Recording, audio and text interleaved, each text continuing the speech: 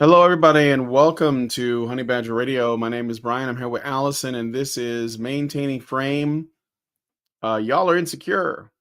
It's number 169. Nice. Mm-hmm.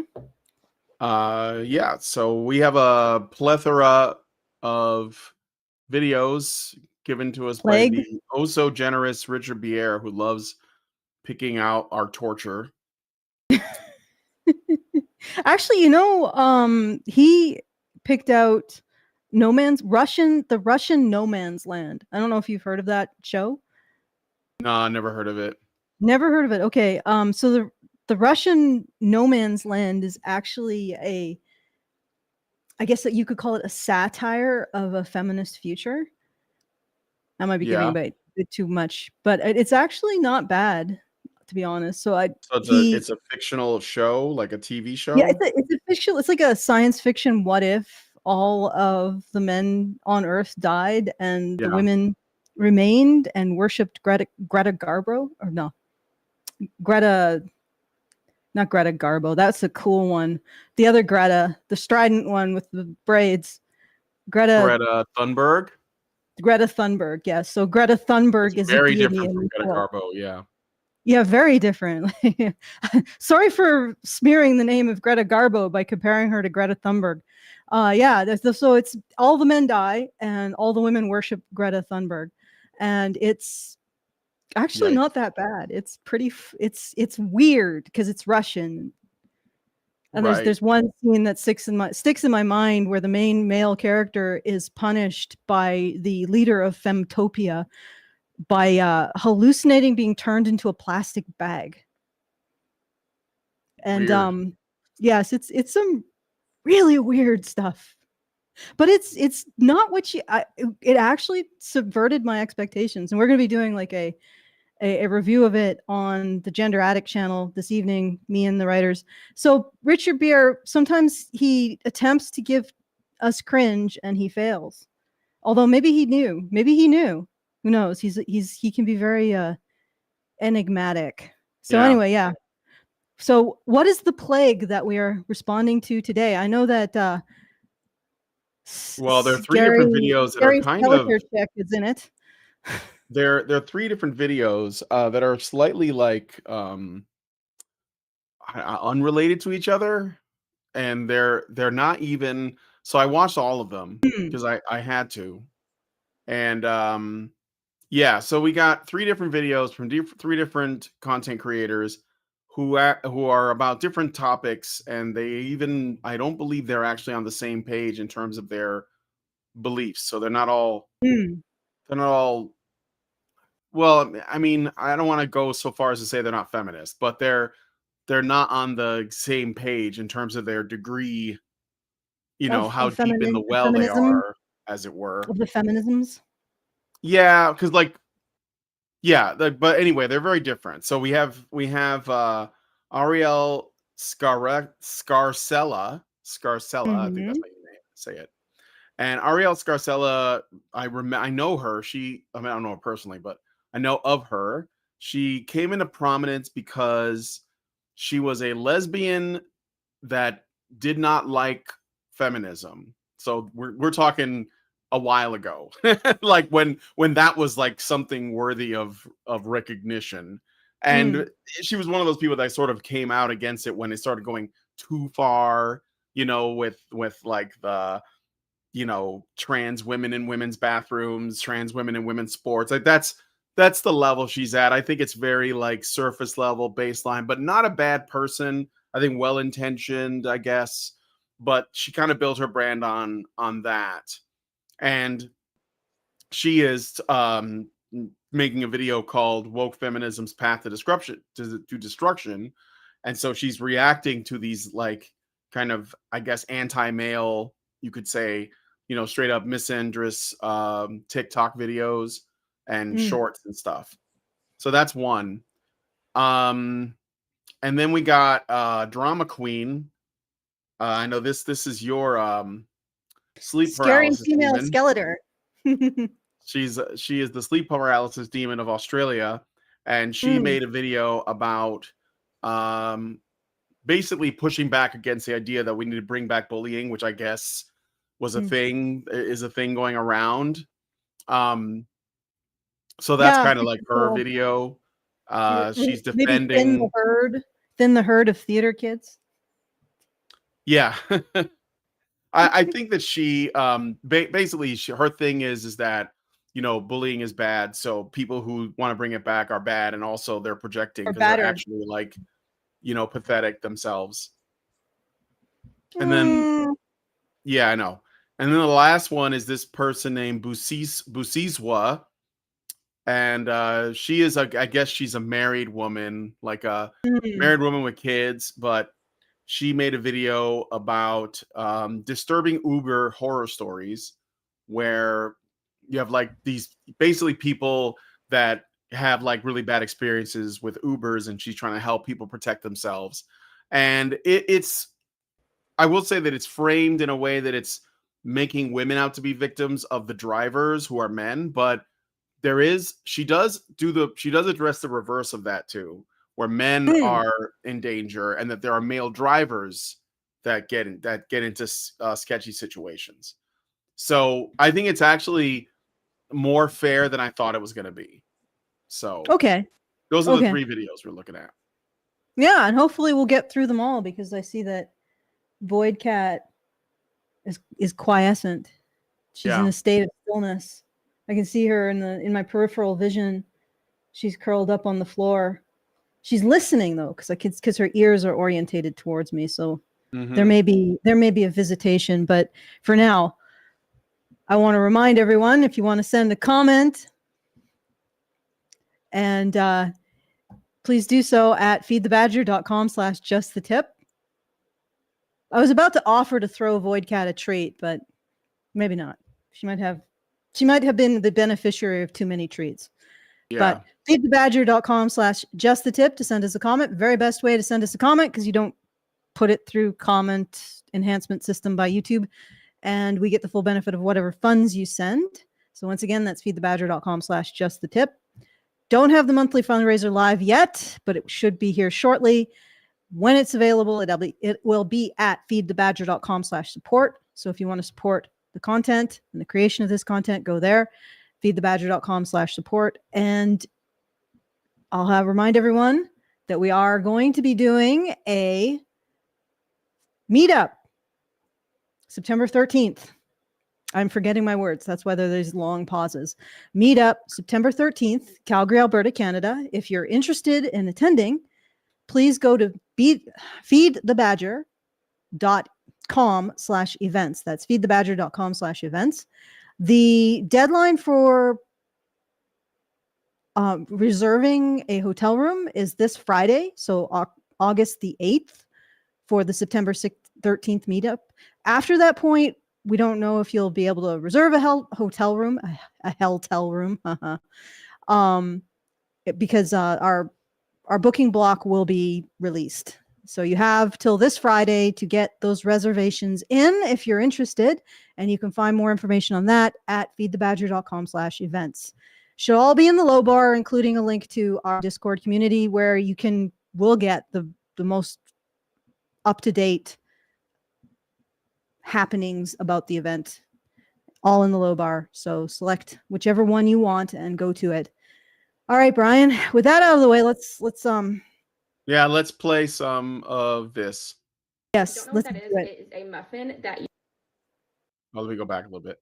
Cooter muffins are my husband's favorite breakfast, and if you don't know what that is, it is a muffin that you put your discharge in from your cooter. I'm a lesbian, and even I'm disgusted by modern day feminism. If you're not subscribed yet, make sure to do that now, because I am about to go the fuck off. What the fuck? No! That's really going out of the gate like 120 miles an hour there, Brian. What, like what she did? Yeah, like I don't even know if my stomach can be turned any more than it just was turned. Your stomach? Yes. By the Cooter biscuits? Well, I don't know if she is making those because there's some kind of fetish, or because she's secretly doing it to piss off her husband, or what. But all I know is it's a thing that happens, and that it's disgusting. Yes. Anyway. Yep. People uglifying themselves to seem unattractive to men. Woke feminists calling the new Sydney Sweeney advertisement for American Eagle an ad for eugenics. Did American Eagle just run an ad for eugenics? And queer activists simping for countries that treat women like shit is just the tip of the horrible feminist iceberg. That is also deeply affecting men's mental health. Over the years, we've seen feminism go from women wanting equal rights to claiming women and men are equal, which we know is not true. We've seen it go from actual body positivity to body negativity, actual women's empowerment, to leftists standing for Islamic cultures that cover up women from head to toe, even kids. See, this is what I'm saying. This is like the level she's operating at. So, I think Trans shit has well-meaning, gone but too far. what? Well, she's basically at the trans has gone too far. Well, she's making a distinction. She's saying woke feminism is the problem, guys. So that's kind of like the start. She's like, well, they started off just wanting equal rights, and then it went off the rails. Yeah, the terrorists in the 785,000 subscribers. Oh. This is like, if we wanted to be big, this is the level we would be operating at. Hey, don't you think Yeah. things have gone a little bit crazy? What? It's weird. It started off fine. Yeah, the 5 feet before we fell off the cliff, that was okay. Yeah. We were going in the direction of going over the cliff, but the 5 feet before we fell off the cliff, those were the good times. Am I right? Oh. Yeah. Anyway, I like I said, she's having fun, but. And of course, now we have cooter muffins. But just wait, because it gets way worse. And it catches any discharge that comes out, and I just go ahead and put that in the fridge. And that's actually what this bowl here is. It's a, I do mix it with some powdered sugar so it tastes good, but that's discharge and powdered sugar. And I put it in the fridge, and it kind of thickens up over time. And I make a bunch of... Why? Like, why? Why? Why do you think that you just like birth loaves from your cooch? And that it makes your bread better or whatever it is you're making? Like, why? This is disgusting. Why? This is really disgusting. Yeah. baked goods with. What? I'm gonna try to make it like, I mean, there is a particular bacteria. There's only really one bacteria from that particular area of the body. But on the other hand, you could probably get a culture of it from any yeast-based hobby craft production store. You don't have to take a culture off yourself. It's a little weird. Okay. All right. With it because it just adds like this little bit of a sour flavor, and I know everybody tastes different. Okay, no, girl. What? What? What? No.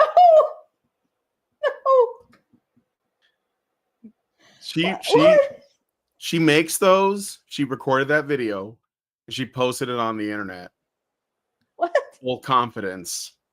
Probably got a lot of supportive comments. I'd be curious if you could find the original and see what people are saying, because I bet there's a lot of support, a lot of gaslighting from women. Someone needs to culture their athlete's foot into a baked good. There needs to be parity here. Someone culture their smegma into a sausage. Do you need to do that? No, I don't think you know. Sauerkraut smegma. No, don't do that. Just stop this. Gotta ferment it. Yeah, ferment it. So like smegma beer. God. God damn. Has ever tasted sour? I mean, people have tasted bitter, but that's like if you smoke weed right before or you drink a lot. But like sour, like that's the. This is the woman. Really I wasn't even looking. I wasn't even looking at her. I was looking at like the squirrels on my. I have therapy squirrels just on a screen straight ahead. And I was just watching the squirrel. I didn't even look at the woman that did this. Yeah. I guess it doesn't matter. It doesn't matter. It doesn't matter. I'm just being lookist. That's all. Her husband's beaver biscuits. I wrote that joke and I thought it was funny at the time, and I still think it's funny, but it's just like, I can't believe I said the word beaver biscuits in a video. London just had their trans pride, and where a good amount of these protest signs were about punching women, and I'm sure these people, many of these people are going to identify as feminists themselves, and of course will swear up and down that you are not a feminist. By the way, Duper's Delight alert. See that sideways smirk right there? See that? That is a subconscious psychological tell that someone is either lying or taking advantage of you and enjoying it because they're getting away with it. Okay. She knows what Duper's Delight is.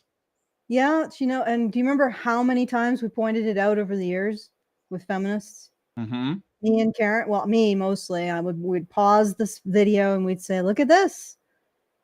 Yeah. Somebody's getting away with it." Well, I'm glad I'm glad that observation is going more mainstream with the people who think that 5 seconds before we went over the cliff, everything was fine.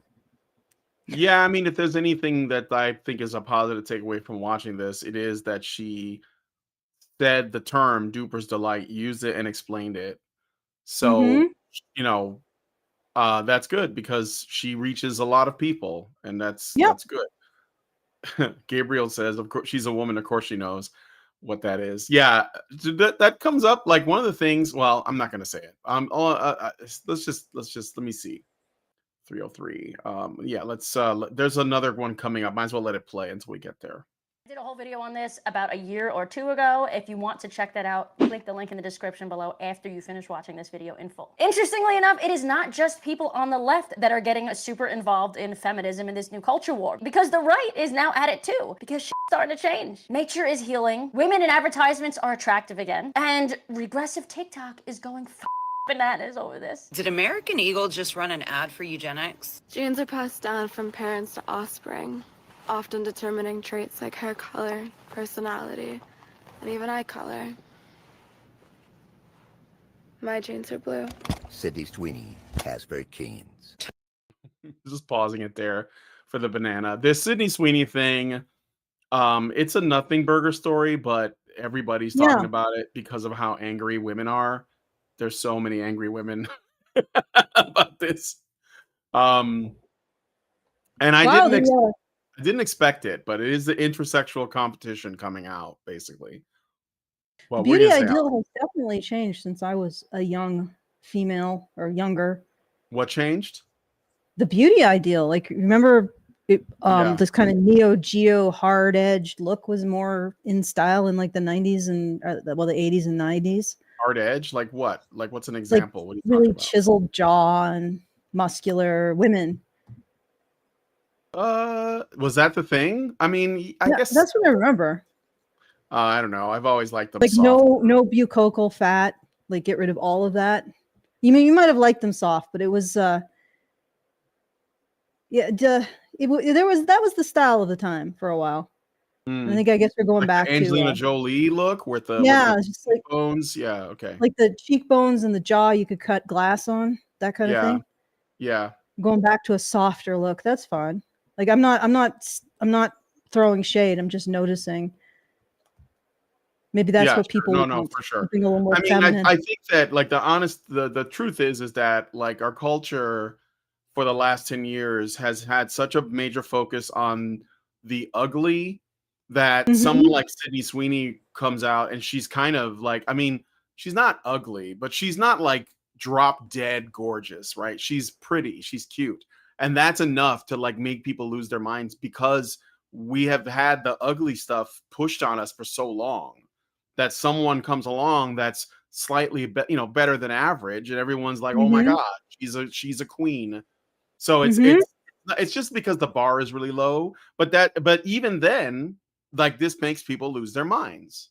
Is what I'm saying. Like, because ultimately, I don't know, you can think whatever you want about Sydney Sweeney. I've only seen her in commercials. I know she was on that show. What was that show called? It was like Zendaya, and it was really like it was a bunch of youths like just self-destructing. I can't remember the name of the show, but I didn't watch it. I think it was on Netflix. And I mean, she was just like a young, you know, attractive woman. But this, like I said, the bar is so low now that she looks like a 10, basically. So anyway, and she was on Saturday Night Live or something, and she kind of leans into, like, she's not, I guess she's not ashamed of her looks, and that's one of the other things that upsets these people, because there's what you're supposed to do in Hollywood as a woman that's attractive is you're supposed to use your platform at every opportunity to bitch about men, you know, like Charlotte Theron did, like Jennifer Lawrence did, like Scarlett Johansson.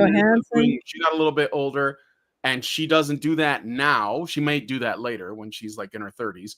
But and I think because she's not doing that, and she's like okay with men enjoying her, that's what the problem. I think that's always been the problem. If men enjoy it, it's a problem, basically.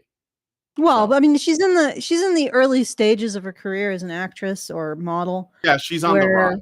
Yeah. She enjoys the attention and money and clout that men's desire and also women's desire gives her. And then when she's on the back end, she's sort of like, you know how porn starlets, they start to do double like anal penetration when they get on the back end. More extreme stuff. You know, as soon as she starts to get in the back end of people's interests, she'll start the feminist and I was exploited. Or she'll take her clothes off, or she'll do both. Or she'll do both. Yeah. She will take her clothes off and talk about how she was exploited as a young millionaire. That's usually what happens. A young multimillionaire. Yeah.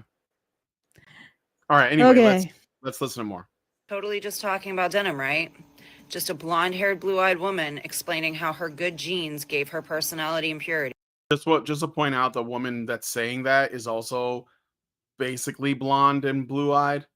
So it's really not about that. Again, she doesn't like the message. Is this a conservative woman or a liberal woman? No, it's just a woman. I don't know. No, it's just a woman. No, I don't think so. I think most of the women complaining are probably liberal women, but ultimately it's just a woman. Okay. Yeah. I mean, because she's making the claim that Sydney Sweeney talking about her jeans, it's like the play on words to sell, you know, denim apparel, is a dog whistle of eugenics. That's only a leftist brain could do that. Like that's not like, even if somebody claims to be right wing, if they read into that like that, that's leftist brain. You got Hitler on the brain all the time. That's what you're doing. You find everything that you can and you equate it to eugenics, which, by the way, isn't necessarily bad or good. It just is. Like women, when they sexually select for their children, practice eugenics. Women, when they get abortions, are practicing eugenics. When they do it because the kid might turn out to have Down syndrome, or they might turn out to have autism, or there's some other defect. Well, I'm going to kill it off. Like, that's eugenics. That's all it is. It's not this thing they imagine in their head where, you know, there's like this purity and, it's got to be like this. No, it's when women sexually select, they're practicing eugenics. That's all it is. It's not a bad thing on its own. So anyway. Are we really going to pretend that this isn't a little fashy coded? Look, I'm not saying that Sydney Sweeney personally wrote this ad to revive the Third Reich, but American Eagle absolutely knew what they were doing here. You don't get to drop lines about inherited traits, blue eyes, and great genes while zooming in on somebody that could have walked straight off of a Nazi propaganda poster and expect people not to catch that reference. Yeah, and just like that, Sydney Sweeney is pro-eugenics. And of course, working with a company called American Eagle means you're a Nazi, terrorist, bigot, fascist, or something. Okay. Okay, yeah, yeah, this is some weird. Didn't the Americans fight the Nazis in World War II? I'm pretty sure. I know I gotta brush up on my history, but I think the Americans were fighting against the Axis powers in that. Yeah, but no, I actually had this conversation with because I shared the "Don't Tread on Me" flag, and this was before Elon took over Twitter, so there was rabid mobs of anti-fash all over the place, attacking anybody who shared anything. And I said, well, they also shared the American flag. And I actually got one of these Antifas to get into a loop where they can't answer a question. I said, okay, is the American flag fascist? And they wanted to say yes. Of course they did. They wanted to. But, or actually they had seriously implied it, but they wanted it to be understood in terms of its negative space. But they didn't want to make it clear that they were asserting that the American flag was fascist. So Yeah, they've been that's doing how this for a long time. they have to do it by implication, because if they actually make the claim, then they have to back it up, and they can't back it up, so they just suggest that it is. That's Yeah. exactly what these women are doing when they say, "Oh my God, did you hear her say the word jeans?"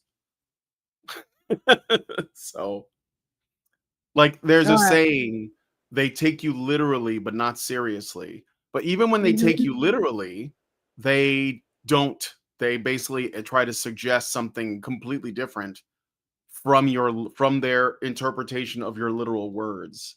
So they take the literal thing and then they twist it into something new, and then they present it like you did that.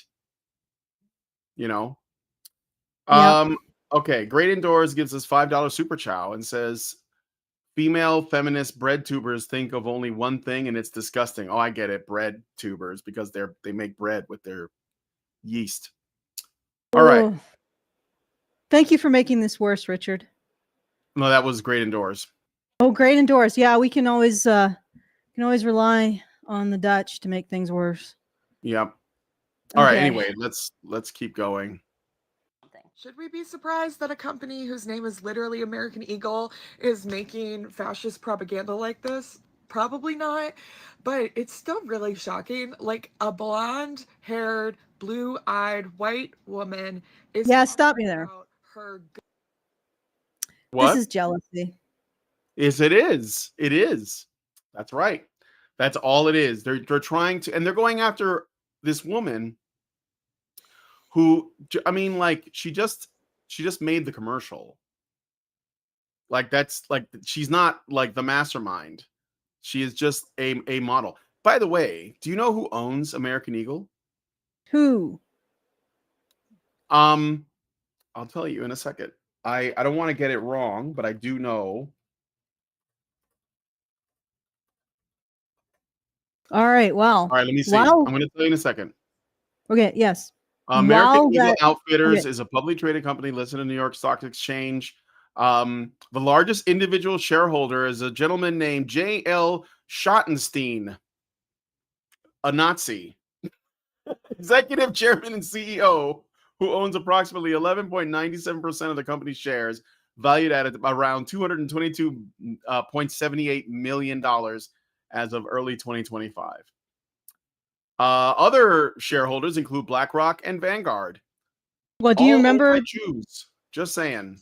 Do you remember the rally in Boston? Yeah. There was a little known side. Yeah.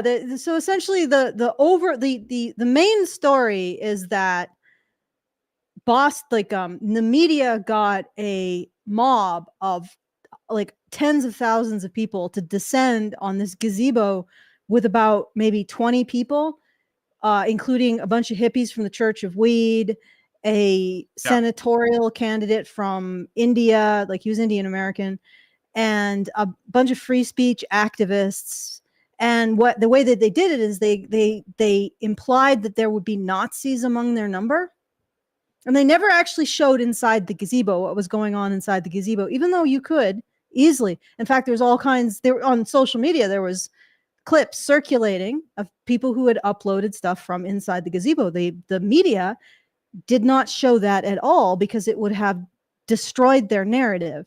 And then the story would have become the media whips the population of Boston into a frenzy and makes them descend upon completely innocent non-Nazis.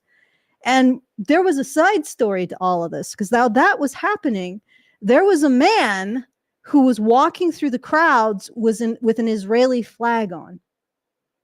And there were activists who were calling him a fascist and a Nazi. Yep.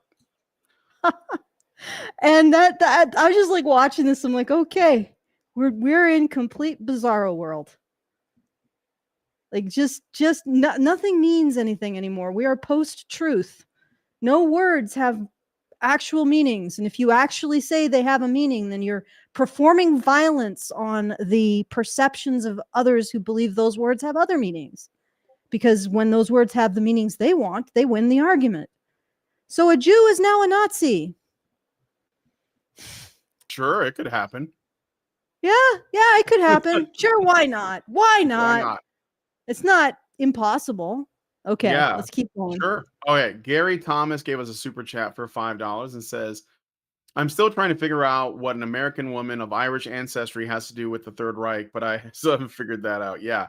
Well, again, I think that ultimately just comes down to there's a message that's going out of turn, which is essentially not demonizing, like, attractive white women ultimately. And that's unacceptable, especially amongst other white women who are less attractive. Yeah. Or might see themselves as less attractive. So they're using this to attack her. It's like, I don't know why. It's not like, Sydney Sweeney is in competition with them specifically, but there's a desire. Maybe it's a desire to change the entire landscape. It's like a form of mate suppression by attacking the attractive woman, so much so that no man would find her desirable and instead would find these people desirable because they're on the right side of history. Or I'm reading into it too much. I think what's overlooked is not just the jealousy, but the envy of a woman having something they don't. And the dark side of the sisterhood is that it does not give women the tools to just accept when other women have something they don't, and that it's not theirs. And they have no right to it because the individual in question earned it by virtue of some individual merit. Even if it was arbitrary, even if her genes are arbitrary, she still that's hers. It's not these other women's. And this idea that a woman gets something that other women didn't give to her and they don't control can really rankle. Yep. And I think that's a lot of what's happening here. It's not just jealousy, it's envy. Okay. Sure. Okay. Listen, good genes are good genes. I got some good genes, my ass, and then I have some not good genes, What am I gonna do? Xavier said, as a proud black man, I see nothing wrong with Sydney Sweeney, an American Eagle, parading her good genes/genes, obviously. Celebrating blue eyes and blonde hair isn't white supremacy. Those are conventionally attractive good genes. That doesn't mean that they're the only good genes. He only said that because he's a man. And men don't have a problem with this. They don't read into that. That's why he said, well, as a black man. And it's like, yeah, but the reason why you're not bothered has more to do with the fact that you're a man than it does with the fact that you're black. Because men don't worry about that stuff. Women do. Can we go to the next time code? Because we're gonna run out of I know. Let me jump ahead. The finite resource. Yeah, I know. We only have so much time. So let me jump ahead to, well, actually there's 5:30. White hatred is strong in this one. If you haven't fully comprehended how bad it is, I need you to open your eyeballs and listen. This is not pure saying that a blonde hair, blue-eyed girl has good genes is not saying anybody has good genes is eugenics. Blonde hair, blue-eyed, this pro-Americana bullshit talking about pure Americans having good genes. There it is. She said the quiet part out loud once again. They hate America. They hate the ideas of American values. They hate whiteness. And honestly, I don't know if this American Eagle Sydney Sweeney ad is a response to all this anti-whiteness and anti-American. But they're using it to attack men, though. So I'm going to jump ahead to this bit where this woman, she is like, good Lord. This thing crawled out of like the 666th layer of the abyss to give her take. I will no longer be associating with any white males of any kind. It does not matter if liberal or conservative. It does not matter what color hair or eyes. As long as the skin is white and it is a male, I will not be associating with it anymore. Simply associate. Please, no, don't leave us. Do you remember a time when the world wasn't this nuts? Like this would have been it's blurry. A skit, a comedy skit. Are we sure this isn't a comedy skit? No, this is real. Oh, good. You want to look this person up? Her name is Purple People Person 1. And purple seems to be spelled with an E on TikTok. I will Purple do People so. Person 1 on TikTok. Purple People Person 1. Okay, so Purple People Person 1. Purple. It's P-U-P-E-R? Purple. No, I think this. Oh no, these must be mocking Purple People Person. No. I mean, this is, I'm thinking it's real. I don't think this is a parody. yeah, I don't know, know but if Purple you're People not Person accustomed to 1. seeing that, but Purple People Person 1 is definitely someone parroting these individuals. Are you sure? Maybe. I don't know. It looks, but I don't know. I don't know. Okay, I looked it up. So it looks like Purple People Person 1 makes essentially an archive of a bunch of other woke activists. So they're not, it's not a Insanity. parody. It's like Libs of TikTok. It's like a compilation channel. So this is not the individual. This is one of the videos that person found and uploaded. And I know for sure because some of these people on the actual TikTok, I recognize them from other videos. Like there's this vegan teacher, like a radical vegan teacher that wants to like wipe out, a chunk of the population to save the planet. And I remember her way back in the day, like years ago, and she's on there. So smash or pass? No, don't even. Oh Okay. God, no. It's all no, no, no, no, no. And like, if you have a nose ring and it makes you talk like that, I don't know, man.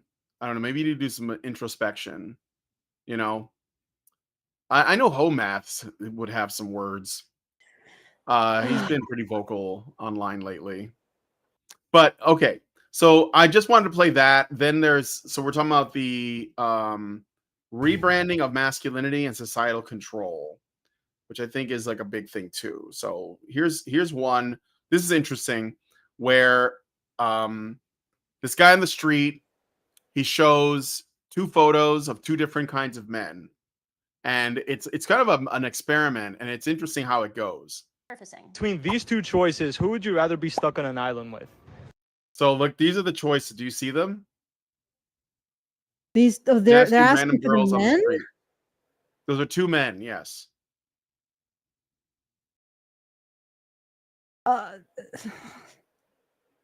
Okay. All right. Let's hear it. Let's hear it. Yeah, I can see it.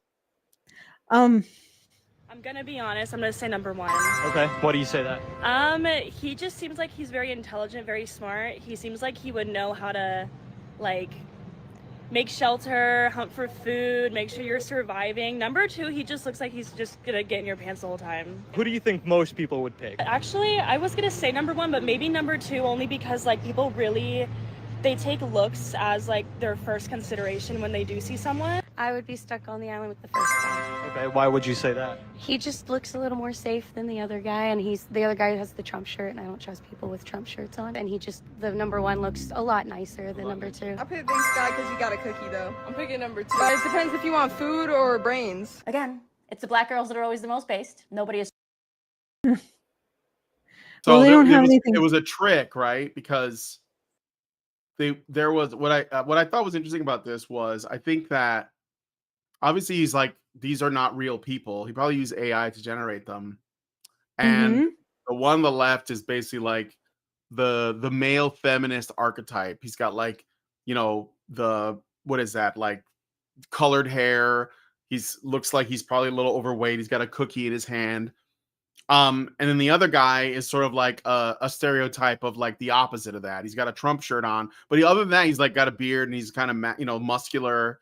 And so the Trump shirt is the actual. I think that's the thing that throws people off, because if he was just wearing a black shirt, and I would like to see if I would do that. I would do one with just a black shirt to see, because I bet women would pick the guy on the right, because you know, because he looks like the kind of man that women are attracted to traditionally. But the shirt makes them change their programming because they're like, well, I can't support this, so I have to go with the other guy. And that's like women going against their own I don't know, like their own preferences to make a social point. Like, well, I got like a camera on me and I'm going to be online, I'm being interviewed. Well, I got to give the right answer, not the answer I want, but what's the right answer in this scenario. And even when they said that and he said why, they gave an answer that didn't really make a lot of sense. Like, oh yeah, the guy with the cookie, he could build me a shelter. Well, you probably make any man do that anyway. But I don't know that that's true, you know, like, I don't know. So, yeah. Okay. All right. So Richard Bier gave us. Was there a conclusion to this, or? Well, there's one more time code, and then the other two don't have as much going on. So, okay. Richard Bier gave us $10. What? We went for the one with a lot going on. Yeah. I started with the one that had the most in it, the most meat. The Richard Bier gave us $10 and says, the way these people find hidden symbolism in the advertisement kind of reminds me of those book clubs that can overanalyze many popular books and find hidden symbolism in those works, such as analyzing the phrase, the curtains are blue, and coming up with some emotional description about the mental state of the observer when the author was talking about blue curtains. Yeah. I mean, I can do that with movies sometimes, but yeah, I get that. Okay. Anyway, so I want to jump ahead to one more where we're talking about men, darling. Let me see. I think it's like right here.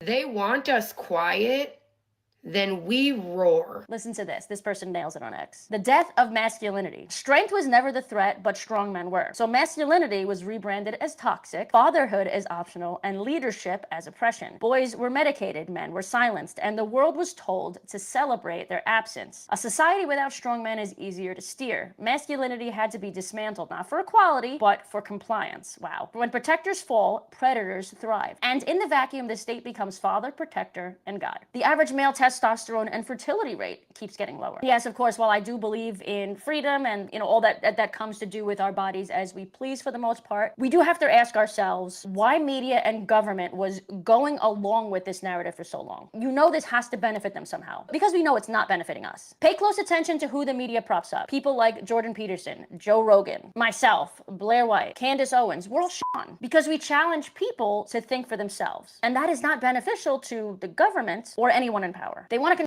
Well, if you think you're shit on. Well, yeah, I mean, those people you've heard of. So yeah, exactly. I mean, it could be just like, I suppose, an issue of quality or the fact that we have multiple hosts, which tends to, I don't know. I think people just want one person on a YouTube channel sometimes, but that's fine. But yeah, we've been on the hit list since day one. I know I've been on like when they had that big block list on Twitter, I was like tier 1. I didn't even know. I'm like, there are other more famous like men's issues advocates at the time, but I made tier 1 because they just can't, for whatever reason, like the people on that side just can't stand me. Yeah. And I remember the mammoth, we hunted the mammoth guy said that David Futrell or somebody associated with that group said that I'm just so weird, like as a commentator for some reason. And that's one of the reasons why they hate dealing with me. Yeah. I'm just too weird for them. Anyway, it's a strange aside. I apologize. I'm going to go back to watching my emotional support squirrels. Okay. Control what we think, what we put in our bodies, who we vote for. And don't be fooled for a second as to think that this is only happening online. This is also happening in the real world. Look at this video a few months ago that happened in New York City. He's a racist. How can I be racist? He's a racist. If you're fucking voting for Trump, you're a racist. He's a racist. How can I be racist? No, he's not racist. Doesn't watch the news. You will not be watching Democrats. I'm highly educated. Oh, are you? Then why are you wearing that hat? Let me just check Well, my. I think mega that was. hat. Yeah. So what? It's 11. Just like right here. And fighting with each other. And that's exactly what's been happening. Mental and physical health in America, in the Western world, are at the lowest they've ever been. And they're working on controlling us in the most basic ways, too. One is by changing language. Someone wrote, changing language is the exact thing they did in 1984 to control conversations and change people's mind and remove dissent. Alora on X said, I've been reading books on cults, and mind control is how cults operate. They program critical thought stopping techniques via repetition, so cognitive dissonance is numbed. It's a form of hypnosis. Let's take a second and think of where we've seen this kind of repetition most often. Well, like I said, this woman, this is kind of where she operates. So she doesn't really specifically talk about men. Her channel is more like general political punditry. General anti-woke, but not really understanding where it comes from. Anti-woke. Well, yeah, yeah, she doesn't understand that these purity spirals come from women. Not really. I mean, like, again, her, and I say this with respect, I don't have a problem with her existing online, but like her whole like thing that got her into this was that she was a lesbian, that essentially lesbian women were disappearing because they were all turning into trans men, and so that, like, in that aspect, and this whole thing of trans, people or trans women getting into with female spaces. So the thing that got her involved in this was sort of like something that she was being personally affected by. And then when she tried to play her lesbian card, it was trumped by the trans card because they have less power, in the progressive stack, right? Or at least that's like how it panned out. They're the newest thing. They're the newest step in the purity spiral. Yeah. Right. So like that's again, I don't have a problem with it, but that's kind of like why she's operating at that level. See?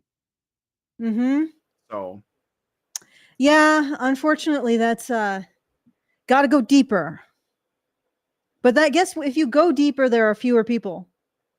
But you got to go deeper, because this is much deeper than just, everybody collectively lost their mind 5 years ago.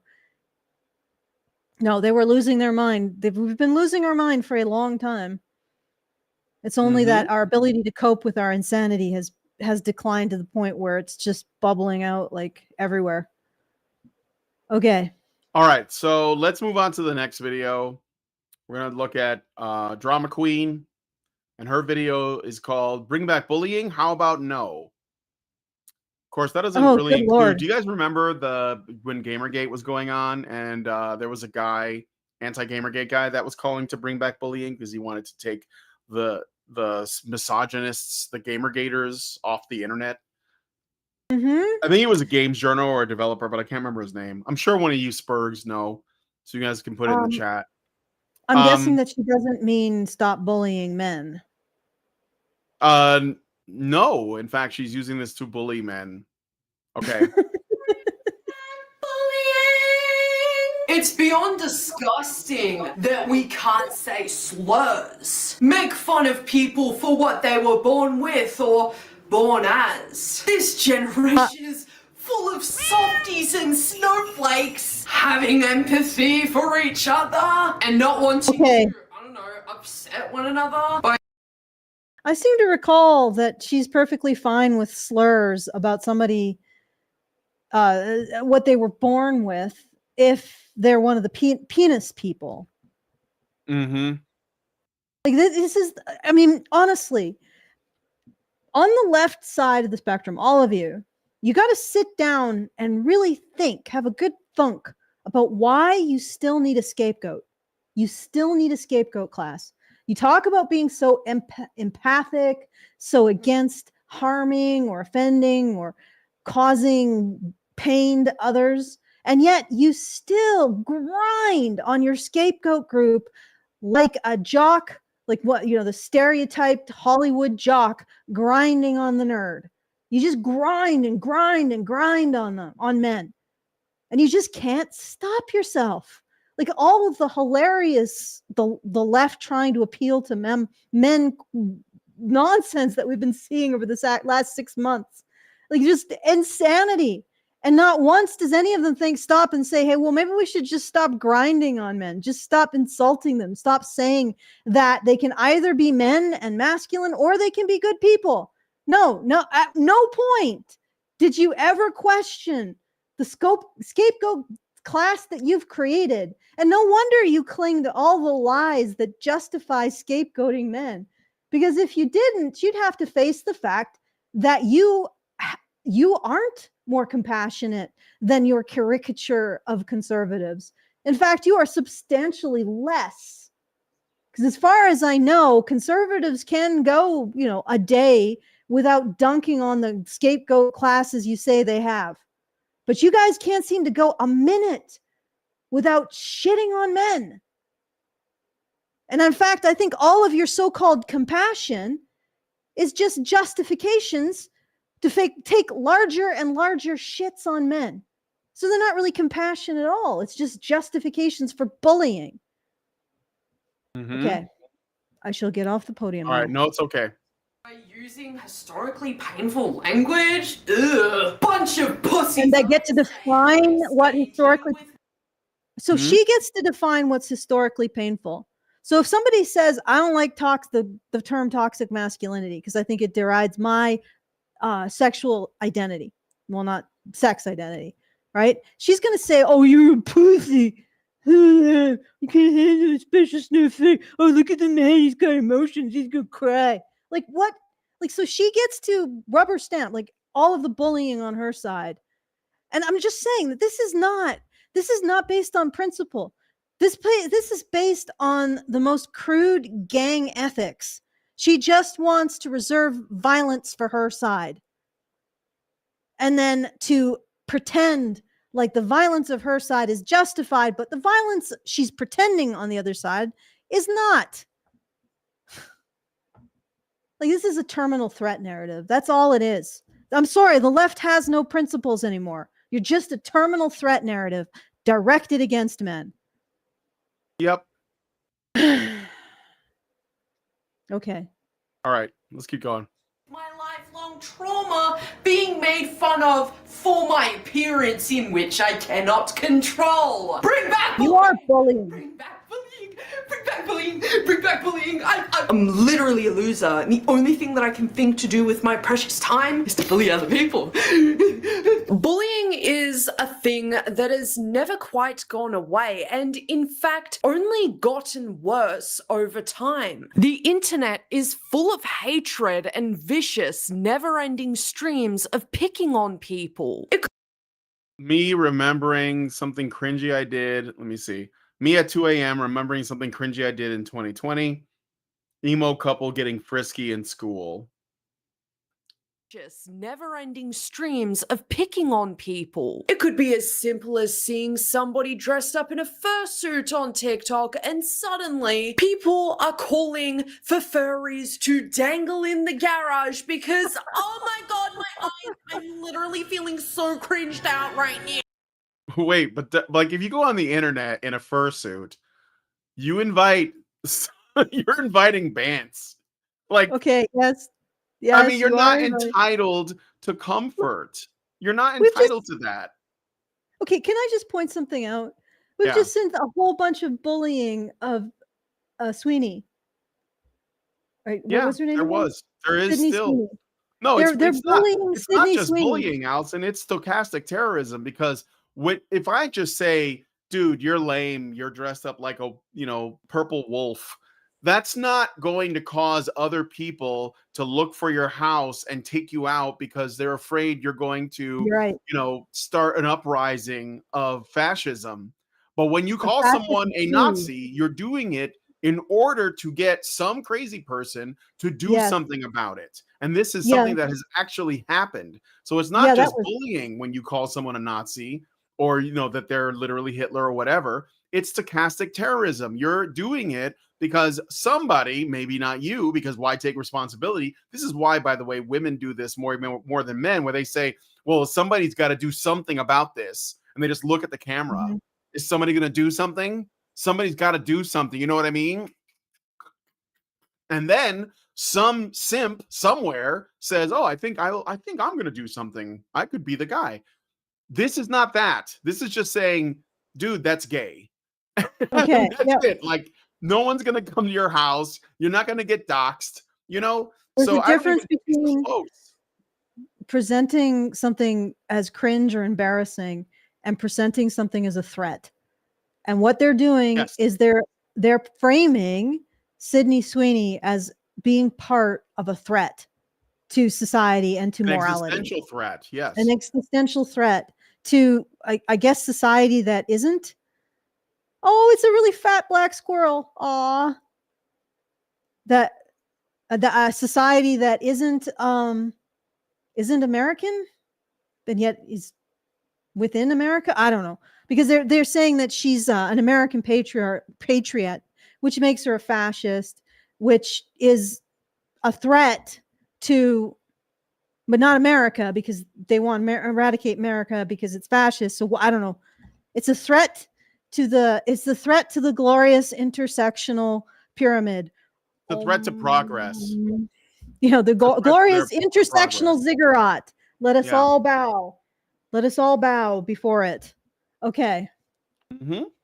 So yeah, anyway, I don't think it's the same, but you're right. Like they don't really have a problem with bullying. It's just they don't like the what is the saying? There is no such thing as bad tactics, only bad targets.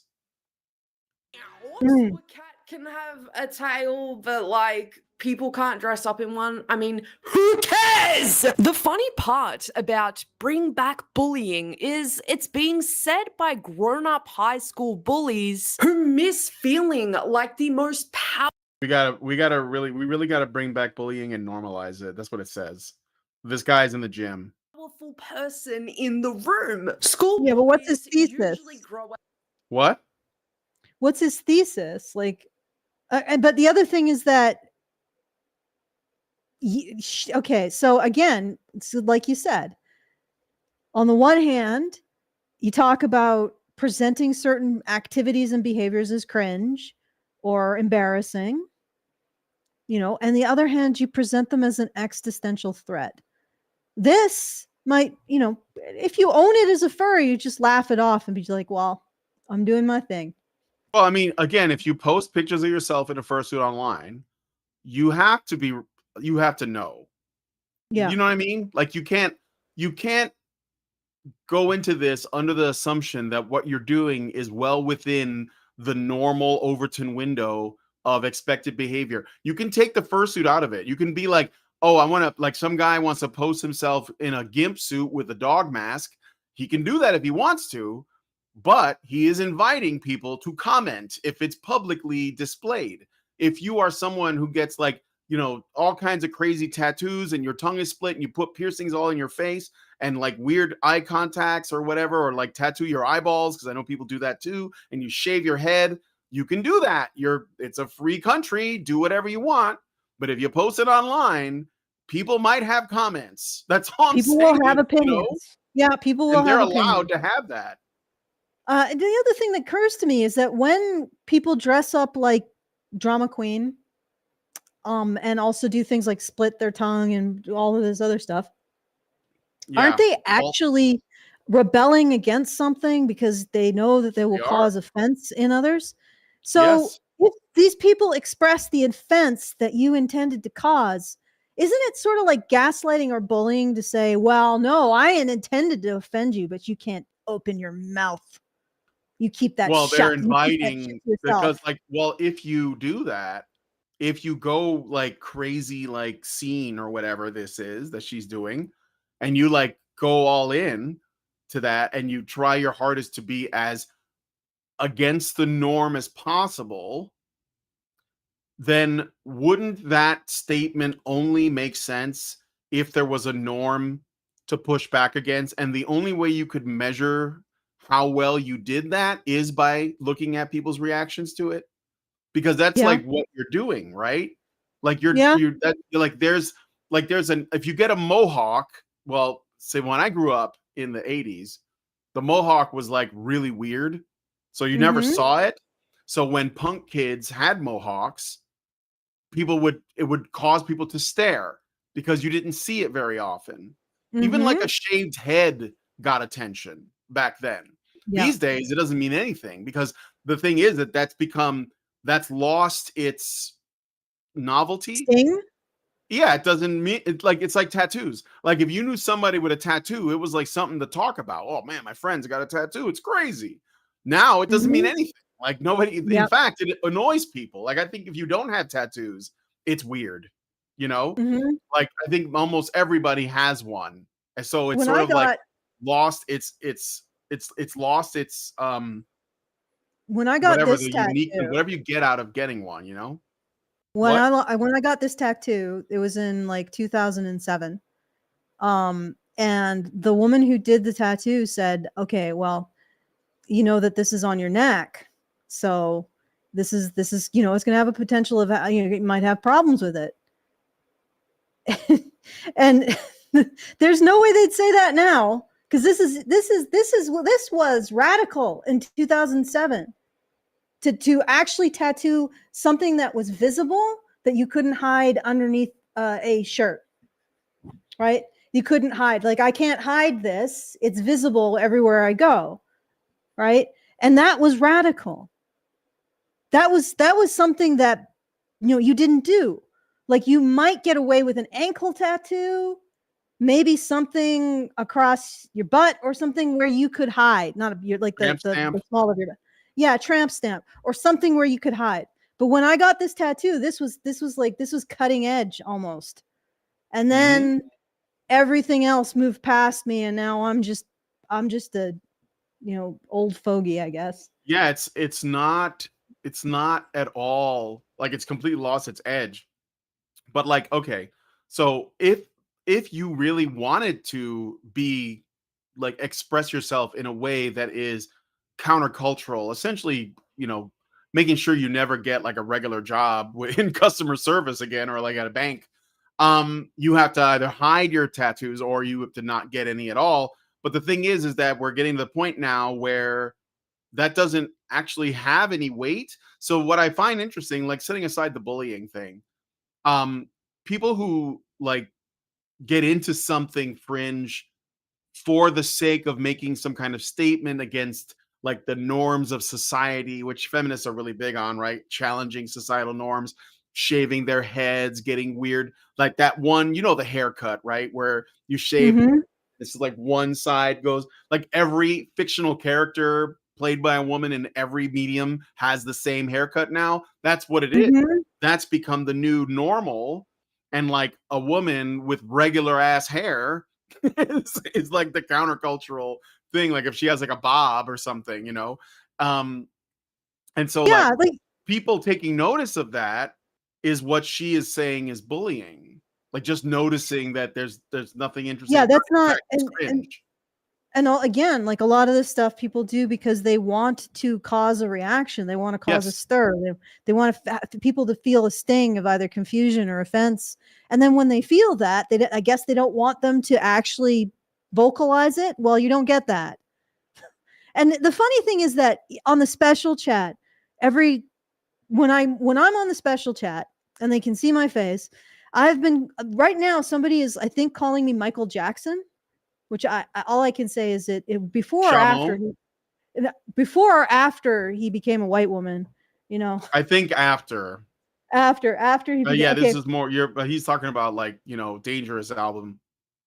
Yeah. Well, I mean, also I've been somebody's referred to me as like Ozzy Osbourne Reborn or something. And then there was other ones like other musicians. So you're saying that you're being bullied and we have to stop it.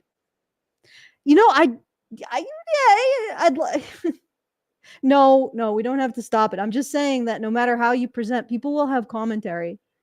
And I don't think I'm presenting myself that radically. I just have a hat and my hair is naturally curly. Yeah, just everywhere. Like not just curly, wavy, but like wavy. Chaotic. Is when we sort of like void cat, cannot be contained. By the way, she's walking over, so prepare for incoming shenanigans. But yeah, it's just like so I'm getting commentary. So It's Well, just I mean, the I internet. got commentary just for having a mustache. Yeah. So I mean, it doesn't Yeah, take you get anything. positive, You just you have get to be able to be negative. like, okay, Yeah, you get positive or negative if you put yourself out there on the internet. It's not even being yeah. a furry or whatever she's trying to be. It's I'm gonna just get a Mario hat though. Yeah, I think that'll work. yeah. Maybe for Lean Halloween. into it. And a Princess Peach No, pillow, no. body pillow. No, not doing that. Okay. But yeah, it's like you're going to get commentary if you put yourself out on the internet. That's not bullying. It's just humans doing as humans do. Like, but the thing is that what's really hurt me is when I've been framed as somebody who harasses women at a convention, or that we're putting on when we put on men's issues conferences, that we're putting on Nazi conferences, and these kinds of threat narratives that have it's gotten me kicked out of a convention, potentially being on the Homeland Department security list might have been a problem when I went at the border, and that may have been a contributing factor for the 5-year ban from the States. And this is these threat narratives directed at me have been the things that have really caused me harm. And I find it hilarious, but no, hilarious is not the word. I find it droll that women like this, who fling around bullying threat narratives like nobody's business, chooses to look at people just commenting on something that's cringy or embarrassing or weird or looks like something else as bullying. Well, it's certainly not bullying that's going to get people lynched, but your bullying will. Your bullying will get people harmed. Yep. So you are not in a position to judge. All right. So this one doesn't have a lot, but I think that most of what is decent is kind of early on, where she talks about the bullying thing. But let me jump ahead a bit. It's her merch. Okay, yeah, this guy. This guy is her poster child to tear down the ultimate bully. Pay attention to who he is. Notice though, by the way, when she talks about bullies, her examples are all men. So there's that too. Description box below. I have the solution to fixing the world's negativity problem right now. And I think that is to bring back bullying. Now, Yes, because negativity and even more negativity go so well together. I'm saying bullying, that's negative, right? She's awfully young. Huh? She's awfully young for bingo arms. Oops, bullying. What was that? I said she's awfully young for bingo arms. Oops. For bingo arms? Bullying. Yeah.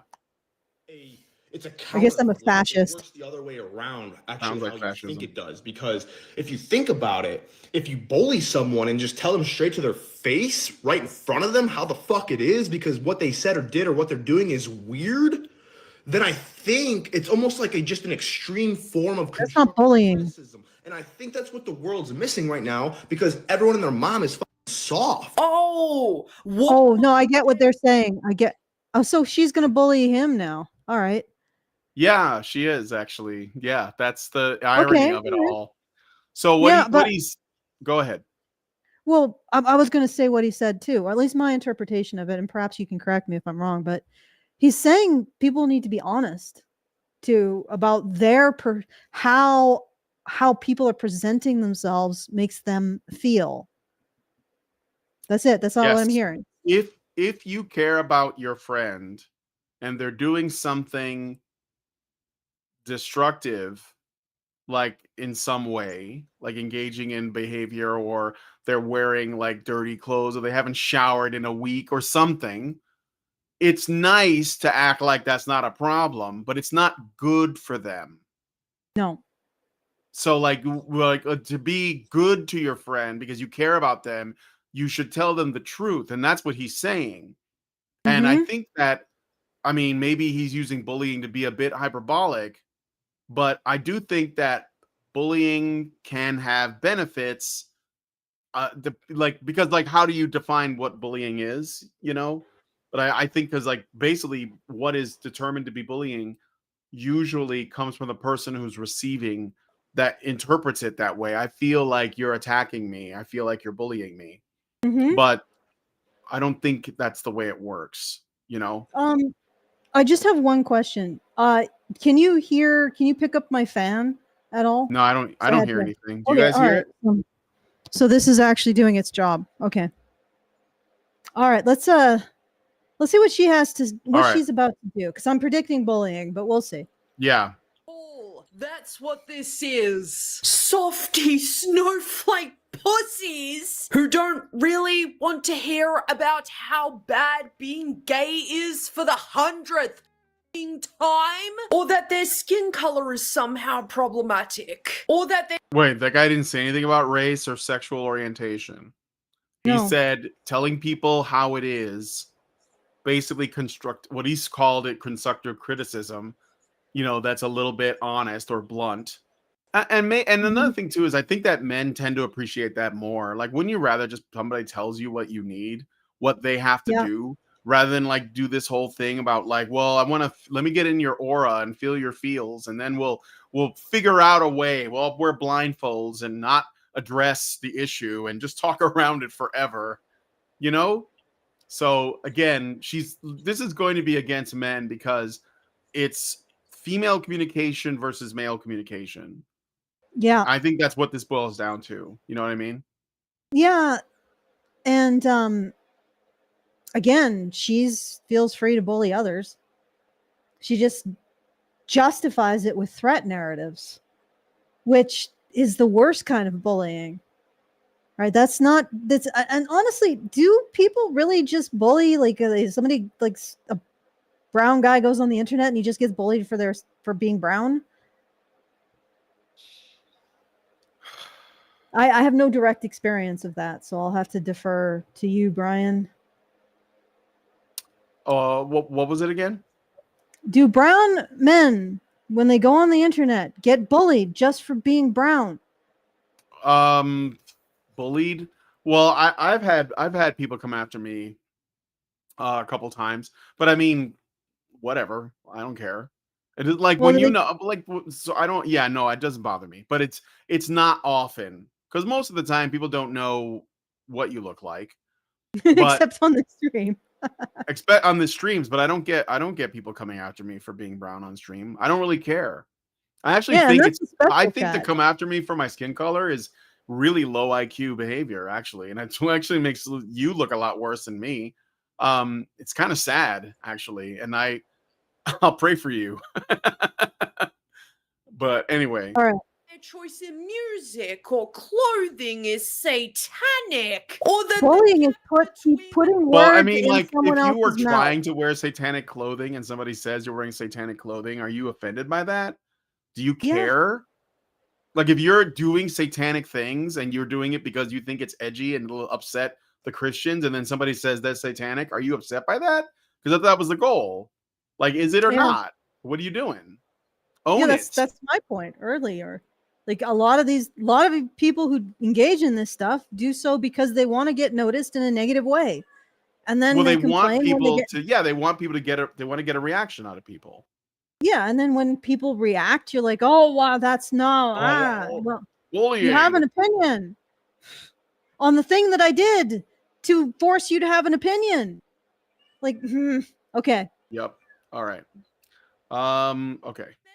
hideous. Universe forbid people really don't want that kind of negative shit being put on them every fucking day. I have spoken very briefly about the incessant bullying that I have had to put up with since kinder. People would make fun of me for my underdeveloped body. Psst, I was only 11. 11-year-olds don't really have double D's. I am half blind. Well, she's talking about herself. So I guess she's claiming she was bullied for having an underdeveloped body at 11 years old. Was it by men, boys, or girls? Because I'm guessing it was girls, and it probably was girls who hit puberty earlier, which means it was girls that didn't have a father in the home, most likely. So, because girls who grow up in a house without a father tend to hit puberty earlier. because their body is Mhm. telling them you need a man. So you're saying that girls that don't have a father in their home were bullying you, but they obviously were in worse shape. And you're using this experience as a pretense to attack men who are talking about being honest with their peers. Because generally, like, it's men, like, I think that when you have these conversations that could be interpreted as bullying, it's like within a peer group. So you all know each other, you're all friends. So if somebody says, hey man, you're my buddy and everything, but you should change socks once in a while, that's not bullying. He's looking out for you, because you might not be aware that it smells like, a sewer on your feet or something. So Yeah. Or maybe it would be bullying for one of that woman's friends to say nobody wants to know about your cooch cookies. yeah, your cooter cookies. Okay. All right, let me jump ahead to the basically bit. this entire video amounts to my bullying is good, your bullying is bad. Yeah, basically. And better about yourself. That's not going to be tolerated, where everyone should be able to say what they want to say. So I think since everyone likes to reminisce on the old times and like think about when times were good and all that, and how things are starting to come back, like vintage clothing, vintage style, old school stuff, like throwback music, retro like camcorder footage, all that shit is coming back, dude, right? And everyone likes to think about that shit. But I think in order to get to the good times and get out of this weird like stigmatism of negativity we have going around in the world right now, and like toxicity, because everyone's like hiding how they truly feel, and it's all bottled up and everyone just wants to burst, but they can't because they're gonna get canceled. I think how we get there is by bringing back bullying. Bringing up that I mean, I know what he's reaching for. He's basically a man that's frustrated with the fact that we live in a society where we can't express ourselves. Yeah. Do you guys hear Anthony Fantano? Do you guys know Anthony Fantano, the needle drop? I have no. Okay, go ahead. Do you know who Anthony Fantano is? You met him. We met him. Say a little bit more. Should I? Okay, so in 2017, we went to LA for VidCon. Do you remember? And we were there. Mike J was there. Lindsay was there, and we met a bunch of people. Carl, we hung out with Carl Sargon, Chris Reagan, Lacey Green. Yes, I remember all of them. Anyway, one of those people was Anthony Fantano, the leader drop. He's like he was a tall, bald guy with glasses, and his channel was all about music. He's a big music nerd. Yes. Yeah. Yes, he said he watched us.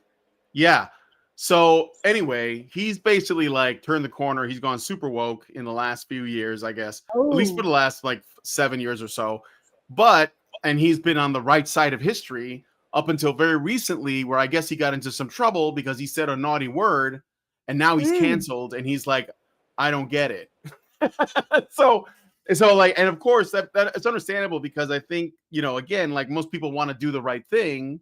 And I think he thought he was doing the right thing, but he's in bed with like scorpions that are going to sting him when they get a chance. And of course, he stepped out of line. He got stung, because at the end of the day, he's still a man, and he's on the wrong end of the approved like opinion spectrum. And he's always behind the 8 ball.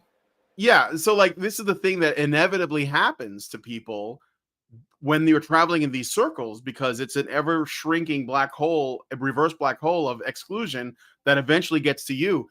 And so what this guy in the video is saying is he's trying to figure out, how do we get out of this? Like, he doesn't like this living in this way, which is like, well, yeah, you should just stop living that way. Like I did, just free yourself from it. He can't, and he's basically trying to figure out what's the solution. And what he's saying is we have to bring back bullying. But what he's really getting at is we have to stop lying, and we have to stop hiding our true feelings about things. And we have to start being honest about what we think and just say it. So that's, and that's what were you going to say? Well, what I was going to say, I'm actually a little bit like, there was a squirrel on the video. Sorry. So, yeah, I could contain, my brain could contain the squirrel and the things that you said, but the things that I said sort of disappeared. Oh, well, one thing that occurred to me was in the 80s, I got bullied for being so-called racist. That's Canadian and bullying for you. no, it was in a conservative community, oil town in the way it worked is people in oil tend to be more conservative, and they Yeah. moved out to a planned community in Saudi Arabia, and they did the work for Saudi Aramco. They were not oil barons, by the way, because I've heard this nonsense been spread around. Basically, they were geophysicists, physicists, programmers, administrators, geologists, and all that. And they moved out to Saudi Arabia to continue to work in these fields. And there was about 40,000 of us. It was a very conservative community because the oil patch tends to be very conservative. And I got bullied for being racist, or they just didn't like me, so they wanted they wanted an in, like this clique that I ran afoul of. And I don't even remember what it was that happened that made them say I was. But in the 80s, like I said, I was bullied for being racist in a conservative community, which I wasn't, by the way. It's a ridiculous accusation. But the reason why I bring it up is I want to point out that bullying like that happened back then. I'm guessing she's not going to say that that's wrong. And then the other thing I wanted to point out is that all of this bullying, that there's a whole bunch of bullying that he is actually responding to, which is bullying around forcing people to be silent using these purity spirals and these threat narratives. And I remember there's a couple things I wanted to bring up, but I remember talking to a comic book artist. I think he did the comic Rock, Paper, Shotgun. And he came over when I was doing a convention in Saskatoon, and he talked to me. And he said that he's less afraid of me than he is the people who he agrees with or supposedly agrees with on the woke side.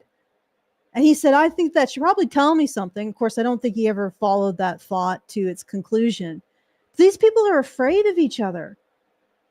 What is that if not bullying? Because they know if they step out of line, they're going to be skewered. Is that not exactly what she's calling out? And yet she doesn't look at it in her own community, which is actually, frankly, worse than any other community, right? Because their bullying, again, is threat narrative bullying.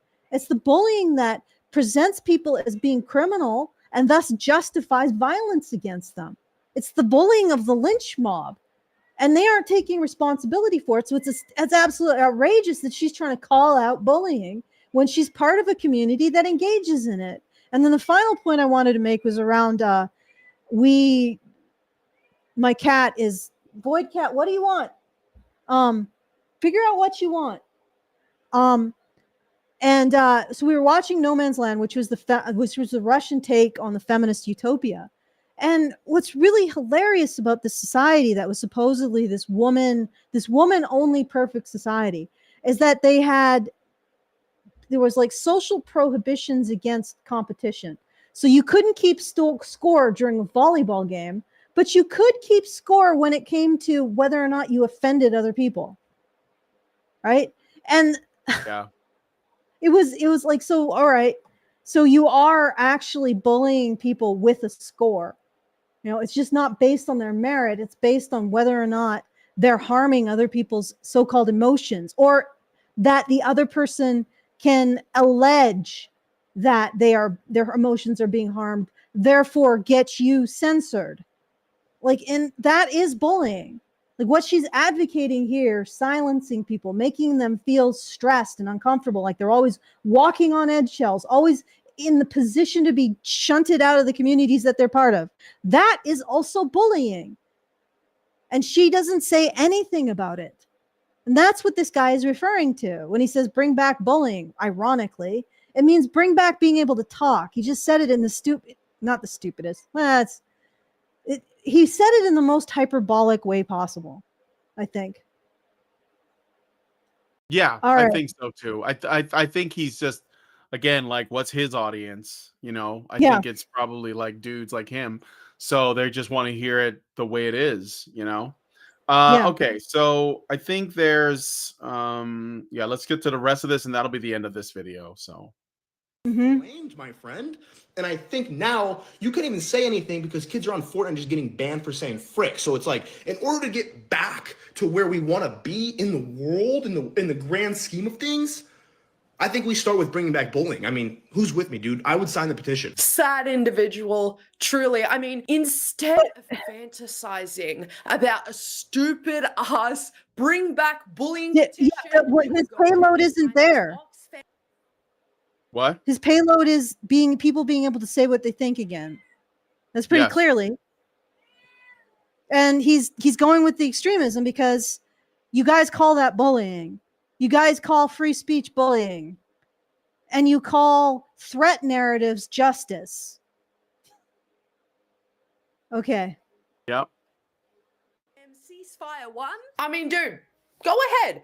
You can say whatever the hell you want, but people have every right to bite back. But you don't want that, do you? Because you're not really about that shit.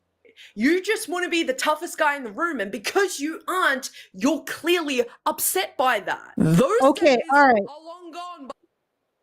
So, All right. So what she's essentially saying is you can exercise freedom of speech, but we should have the right to continue to inflict threat narratives on you that encourage violence against you.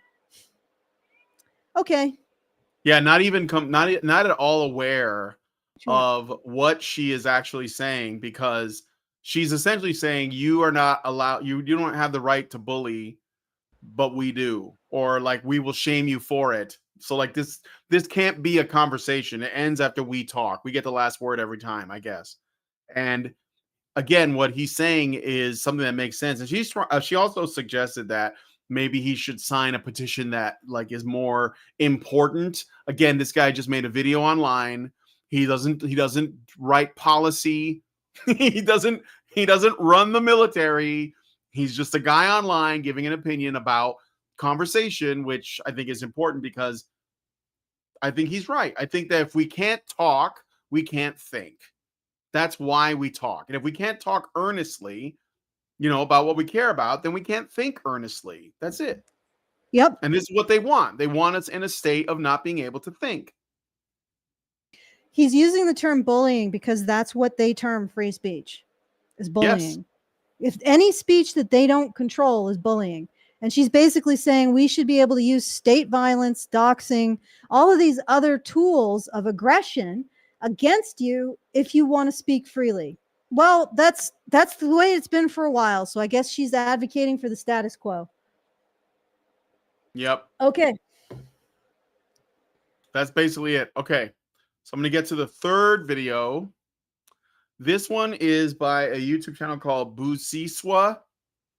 And it's called Disturbing Uber Horror Stories. It's a bit longer, but I'm not going to play much of it because a lot of it is just like her basically giving advice to avoid like getting into trouble with, Uber drivers, which, I mean, it's common sense stuff. I don't really have an issue with that at all.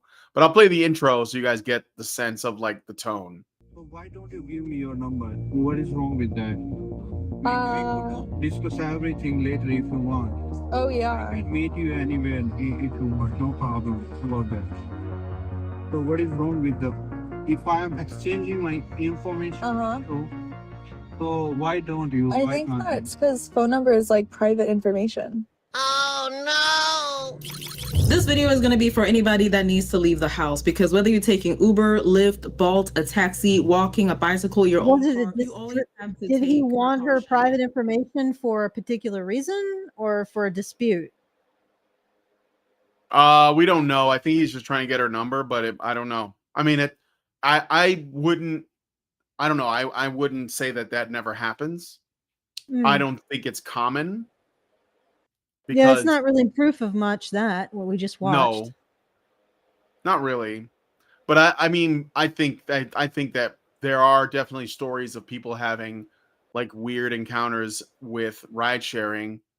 But yeah, sure. Again, I don't think they're common, and I don't think they're gendered either. It just comes down to vulnerability, though, really.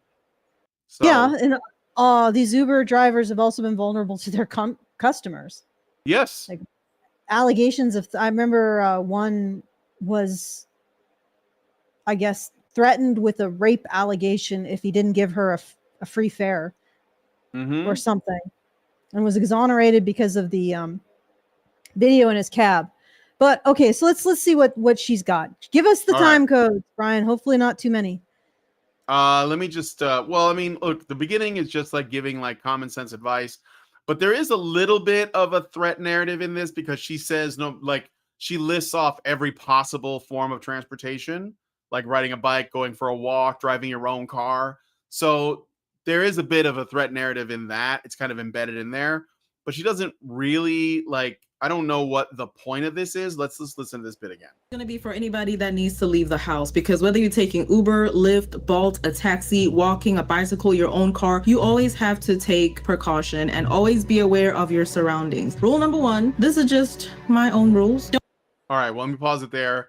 I know that what she's trying to be helpful, and I watched this video, so I don't think there's anything like nefarious. But unfortunately, I don't know if you know this, Busiswa, but that's victim blaming. You can't give advice to people on like how they should, like especially women, and only women really, in terms of any precautions they should be taking. You know, you should just be teaching men not to rape, and she's not doing that in this video. So I think that she's coming at this from a very normie position, and I think that she's also a married woman, so she probably doesn't have to worry about like using Uber or Lyft to get around, because she either has her own car or her husband drives her around. Yeah. So that colors the perspective a bit, you know? But anyway, so let me see, time code. Let me just get into the recognizing real life experiences, uncomfortable. All right. This might, I don't know if this is going to be too long. It was late at night, and the Uber driver was kind of intrusive, asking me a lot of personal questions. But, you know, I'm by myself. It's the middle of the night, and I'm like, sure, whatever, let's conversate. And the topic of me not being able to drive came up. I'm from New York, you know, you don't really need to drive. As long as you got an MTA bus or Uber fare, you good. I still don't know how to drive. And he got really offended by that. So offended that by the time we stopped and we were finally at my destination, he stopped the car, turned it off, and I'm just like, are you going to open the door? And he's like, hey, I know where you live. Ha ha ha. And I'm just like, yeah, can you open the door? He is like, hey, come to the front seat. I need to teach you how to drive. And I am so fucking terrified. Mind you, I was only 21 years old. I'm really fucking young. And I'm scared shitless because I'm like, he's a guy, he's older, he clearly knows where I live, and he made a joke about it already. He turned off his app, his car, and we're sitting here in the nighttime in a neighborhood that I'm still new to, where it's dead silent. So I'm just like, just go with it, because you don't know what the fuck he can do. So I get in the front, and he's trying to teach me all the ins and outs of driving. And I'm like, hey, like, I gotta go. Like, my brother's waiting for me. And I'm like, oh, I think he's texting me. And he grabs my phone. He's like, yeah, nobody's texting you, girl. And then he tells me if anybody... You can never, and I never want to say, oh, you should have just did this, because you really never know what somebody's reaction would be. Some people freeze, some people... All right. So she gives a story of an account. Again, I think it's weird, but I don't think that it's common. And again, if you live in a city like New York, I mean, you know, when I lived in Chicago, it was like you couldn't really, owning a car was kind of stupid because it cost too much to park it. There was no spaces available. It was just too crowded. So that you got to expose yourself, you know, to some risk. That's the thing. That's life. It's risk. Like that's the thing about life. So I don't know if she's not trying to make any broad statements about this, but this is just kind of like a specific instance, right? So I'll play more. Well, I mean, you're gonna find those. Hmm? You're gonna find awkward incidences. Okay, so let's hear. Does this end? You can't control interactions. I mean, he may have actually just been well-intentioned, but she was just completely, because like when two people, especially strangers, they have to interact, they're coming from different life experiences and different expectations, maybe even different social norms. and they're trying to adapt that, especially in like multicultural cities, you know, where you have like people with completely different ideas of what a normal human interaction looks What like. was the final thing that happened? She left. I think she told him she had a boyfriend or something, and then he like got the message and left. Or something. Let me see. I'll just go to right here. Terrifying. Little did he know probably that I was just scared for my life. Like, I just did what he said. I tried to play cool. She said little did he know. So like she's saying she was terrified and he didn't know that, according to her. And I can see that. This is ridiculous. So yeah. If he wanted to do anything, he would have driven you to a isolated location. There wouldn't have been nothing you could do about it. And there would have been nothing you. Okay, all right. He was a pushy guy who apparently thought he was doing something beneficial to you. I think you need some iron, though. Those raccoon eyes are pretty severe. But either that or you got some allergies to like lactose or something. But regardless of that, sorry, my squirrely mind. Yeah, if he wanted to do anything to you, he would have driven you to an isolated region and then did it. He wouldn't have taken you to your house and then given you writing lessons. Just tell him, I'm not interested in this. I'm leaving now. You're wasting my time. And incidentally, I'm going to invoice you for whatever time you waste. Clock's ticking. I make more than you. All right, I jumped ahead a little bit. So this is I'm not going to play the story, but this Asian woman here basically says that she was almost trafficked by a guy in New York City. So we have to take her at her word or not. That's all we have, but that's her story. I'm just going to get to her reaction to it. Be very well around of your surroundings and just be careful, everyone. One person commented, girl, this happened to me, but I didn't realize until Lyft messaged me being like, we see you're off course. Are you okay? This story is honestly probably one of more than I possibly could count, unfortunately. If anything, when I have taken Uber or Lyft, which I honestly take Lyft more than Uber, when I do, very rarely, I'm always on the app looking at the directions and looking at my Uber or Lyft driver. Constantly, no music, nothing. I'm trying to make sure that I get from point A to point B with no disturbances, as well as share my location and everything else that I've mentioned. Another tip I have, if you absolutely must listen to something on your rides and the Uber and stuff, do not wear closed earbuds like these. Please and thank you. Make sure you have something like this. And once again, these are not sponsored. These are just my go-to. I'd recommend not having headsets out at all. I honestly wear them when I'm with my husband. And if I'm by myself, nothing, literally nothing. You hear everything as well as your music all at the same time. So anyway, yeah, she's just giving some advice on that. Again, like not much you can go with that. I will jump to the only one that I thought was kind of cool was she did highlight a male experience. So I do want to get to that. Well, that's good. But I just want to point out, so the people who are controlling Lyft or Uber actually are aware of what's going on in these cars. Yeah. They monitor the drives. Yeah, I think they've gotten more advanced too. Yeah, so I mean, it seems like there's a pretty minimal risk. Yeah, I think so. I mean, basically, like it's like anything, though. Like Yeah, it's like anything. Like there's danger and evil in the world. There's no avoiding it. Yep. And I appreciate that she acknowledges that reality. Like, well, just be careful because, like it just makes way more sense to do that than what the feminist prescription usually is, which is what we have to do is we have to fix everybody else so that we're comfortable, which is impossible. It's an unattainable task. But for some reason, a lot of people still think it's viable to bring up. It's the don't teach women not to get raped, teach men not to rape. That stupid argument, because like men who intend to rape or people who intend to do that, they're not going to respond to you telling them that it's not good to do that. They don't care. And what your only thing you're doing is you're attacking the people who have no interest in doing that with all the crazy laws and limitations and you know what I mean? So at least she's not doing that. I think she's trying to be like genuinely helpful. And again, she does bring up a male experience, which is also pretty scary. Mm-hmm. No, I'm kidding. Obviously, you set up your times, but things that happen midnight and onwards are just never safe. So I accepted a ride at 12:03 a.m. Name was Chris. Pickup spot was outside this old bar downtown that usually clears out around 11. I pull up, nobody outside.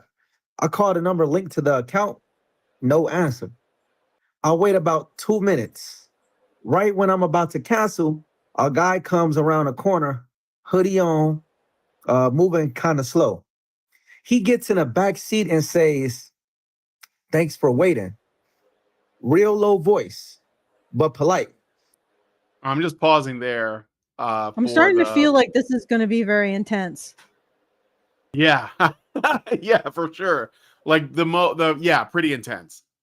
So I start driving, nothing weird first, just silence. Then I notice the drop-off pin keeps changing on the map. First it said 10 minutes away. Then it jumped to a new location 18 minutes away. I figured he was updating the address. I asked him, "You changing the drop-off?" He says, "Yeah, just drive." So now I'm already uneasy. I glance at the mirror, he's texting. Hell, we're all uneasy. The screen, not even sideways. Like he's holding it flat on his lap. I turn a corner and all of a sudden this black car pulls out behind me.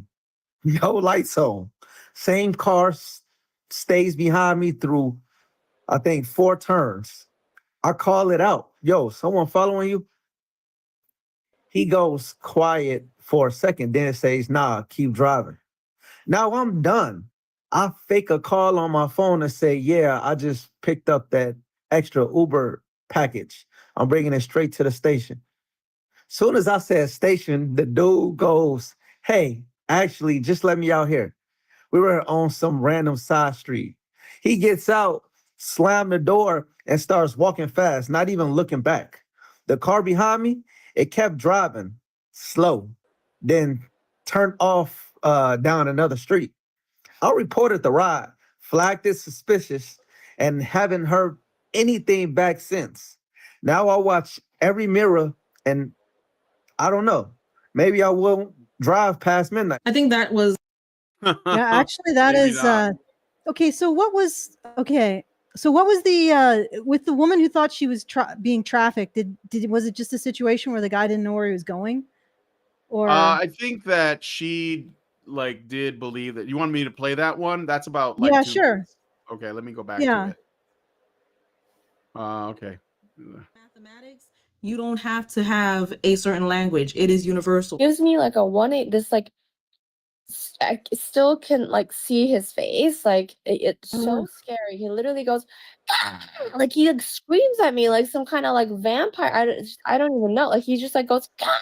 And I'm like, I'm sorry, it was very terrifying. what the hell? Like, oh my God. And then I literally like scramble. I'm like, oh my God, this is like the Miami traffic. I mean, oh my God. And I like literally unlock the door and like I get out of the cab. Like, and thank God there was like a little bit of traffic like getting into the tunnel because he was like moving like slow. So I was able to like jump out of the freaking cab. And I'm just like standing right there. here. Like obviously with the move of the traffic, he like goes inside the tunnel and I'm like just in complete utter shock right now, just standing there. And the cop comes and he's like, "You can't stand there. What are you doing over there?" And I'm like, oh my God, I'm just like, this guy just tried to like traffic me out of like the city, like to New Jersey. Like, Yeah, right. No, because he wasn't going to the destination that she put down. That's what it was. Yeah. Okay. And then she got out of the car. So he didn't like put the child locks on, because that was one thing that she brings up, is that, you know, you should be able to just get out of the car. But there are, again, this doesn't happen often. And look, the thing about Uber and Lyft is that you're kind of like you're trusting those companies, and I think that they've stepped up their like I don't know what you would call it, but the way that they vet employees. Yeah. But it's not like taxis, you know. So yeah. Okay. I just find it interesting how different these stories are. Like this just almost seems comical the way that she's describing it. And then he turned around and like Nosferatu, he screeched at me. And I'm like, wow, okay. I'm sure she was terrified, but really, that's your potential kidnapper screeched at you like a vampire. Yeah. But didn't put the child locks on. I don't know. I find that the male story is so much more credible. I think it's just the way he tells it. It's just like, okay, this happened. I was thinking this guy's sketch. Well, he's the driver too, so like I don't Yeah, think he he's the gets driver. anything out of like Yeah. making this claim. Yeah. I got a super chow from Richard Bier. He gives us $5 and says, "There's a doozy of a fight in the comment section. I think it's in the replies to the second comment." So the second comment is from Miss Sophie. I don't know if that's the one because they don't always appear in the same order depending on who's logged in. So is this the one? Oh, they're fighting about migrants. Is that what you want us to get into? Is that the poop you want us to touch? No, I don't think we want to get into the fight about migrants. In Germany? Yeah, I'm not sure if we want it. Where did you who told you about the comments? Richard Bier, the guy who gave us the videos. Yeah, I know you went into I'm not exactly sure if he intended us to go through this as a response because he wasn't clear. I do know that he got into an argument in the comments, but I don't think we need to go through that. I don't see his comments in this thread. Yeah. Unless he's got like another account. Yeah. I think that I'm not sure if we could tie it back to bullying. I think it's No. Yeah, I think the male taxi driver was a lot closer to something really bad happening. Yeah. Than either of the women. Well, he was involved in some kind of like drug trafficking thing. Like the guy drug was like trafficking merchandise. or a He was drive-by. being shadowed by like some kind of competitors. You know, it's like the plot of Collateral. You ever see Collateral? With, no, I Jamie haven't. Foxx and Tom Cruise. Oh, it's a good movie. I love Yeah. that movie. It's great. Yeah. Tom Cruise plays the villain, which he doesn't do very often. Oh So- yes, Collateral. That's the one where he dies on a subway. Yes, that's the one. Yeah. Yes. Yeah, That it's actually a movie about masculinity. You know, Michael Mann, the guy who directed it, he makes a lot of movies like that. It's a movie about well, I would say it's masculine framed for sure, which is probably why I like it. Yeah. Yeah. So, Well, I just like the man's story was to me more believable and more Yeah. scary. And it's interesting because I feel like women mistake imposition, like social imposition, for threat. That's not how it works. Like nah. If he really wanted to do something to you, lady, he would have driven you to somewhere isolated. And as for the one who was kidnapped by Nosferatu, I don't know. But I mean, it could be true. It could be. And again, it wouldn't really say anything. Like he wasn't taking her where because she put down her address and she noticed that he wasn't going to that. She had her phone out and she was looking at where they were going. Yeah. So, Richard Bier gave us another super chow and says for $5, I remember hearing about a female passenger in an Uber in the El Paso area who shot her driver at highway speed because she saw signs on the highway indicating that Juarez, Mexico was ahead, and she assumed that she was being trafficked. After the car wrecked out, she called her boyfriend instead of calling 911. Yeah, I know. I remember that story too. That's more, again, like, I don't know. Was she drinking? Because like people call Uber when they're out drinking. But she saw signs on the highway indicating. Oh, good lord! It made her think they were going to Mexico. Yeah. Normally, Well, but- when you're driving towards the border, there's a lot of warnings. It's like, oh, here's another chance to do a U-turn. Here's another chance to do a U-turn. Because once you go through, right? Definitely more than the border to Canada. And she shot her driver at highway speed. Yeah. Like she's lucky she's alive. What a stupid thing to do. Yeah, I mean, I'm pro Second Amendment. There is, but I am concerned about women having guns. Yeah, but you could you not just escalate? Like, couldn't you just be first go with, please please pull over and explain why we're going to, I can't even pronounce that. Well, she didn't want to give him a chance to she probably was afraid Juarez, that Mexico. she didn't know what he was going to do. Well, obviously she has a phone, right? Couldn't she tell if Juarez, Mexico was on the way to where she was going, or was like there was a sign indicating a I don't know. Because if there was a sign indicating that someplace in Mexico, right? Like it doesn't mean that he was going towards that, whatever the sign was indicating. You know, like it could have just been a sign, you know, pull off this way to Juarez, Mexico or something. But yeah, I don't know. It just seems, I don't know about the traffic signs in that area. I think for future note, maybe the safe way to approach this would be first ascertain if he is indeed going to Juarez, Mexico, or if you're just seeing signs that indicate it's in the same direction that you're going in. And if that is the case, well, first of all, wouldn't he have to take you over the border? Right? Do you think he's going to pull he still over? have to get through the border. Yeah. Yeah. Or is he going to pull over and hand you to some reverse coyotes? Yeah. I don't know. But the other thing is, like, if that doesn't work and you ask him to pull over and he doesn't pull over, then maybe indicate you have a gun and then say, I would like you to pull over now. Why go right to shooting the man? Unless she did go through all of those steps, in which case still, like, maybe you could, I don't know. Maybe it was a no-win. Maybe he was like, he was completely, she said, please pull over. And he's like, no. No, and no like, habla inglés. Yeah, I got a gun. I can't, you know, what's listening to ranchero music cranked all the way up. You couldn't hear her. I don't speak English and I cannot see either, ma'am. Yeah. I'm also mute. I'm also mute. The only thing I know how to say is that I'm also mute. And that thing that explains why I can't say anything. Anyway. Okay, they hadn't even made it to the I-10 yet, and she was going to a casino from the airport. Chris Muzo, do you expect a trafficker to be reasonable? I expect a trafficker to care about his own life, chorizo. Okay?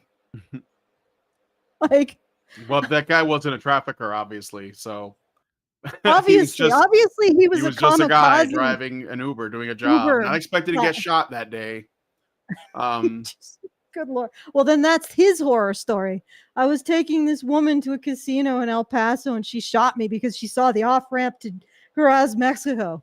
God damn. All right. I'd have to get more specifics on that one. Oh, okay. Okay. All right, then. That's all of them.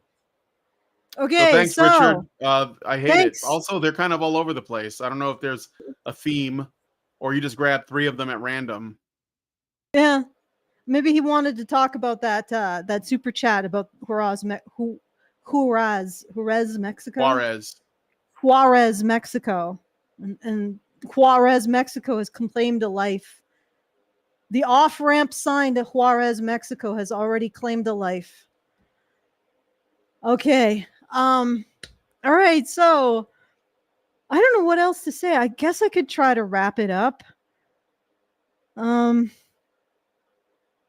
This was definitely a grab bag, a tapas, if you will, of requests.